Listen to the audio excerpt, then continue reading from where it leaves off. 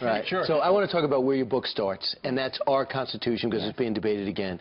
As an African-American woman, do you see yourself in this Constitution? Do you think that when we look at 9 of our first 12 presidents as slave owners, should we start taking their statues down and saying we're embarrassed by you? I am a firm believer in keep your history before you. And so I don't actually want to rename things that were named for slave owners. I want us to have to look at those names and recognize what they did and be able to tell our kids what they did, and for them to have a sense of their own history. When you start wiping out your history, sanitizing your history to make you feel better, it's a bad thing. But let me just say one thing about our Constitution. That Constitution originally counted my ancestors as 3/5 of a man.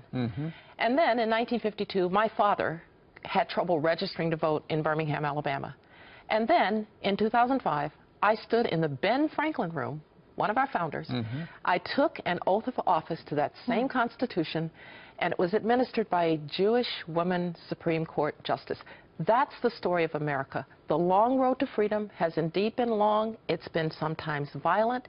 It's had many martyrs, but ultimately it has been Americans claiming those institutions for themselves and expanding the definition of we the people. Does it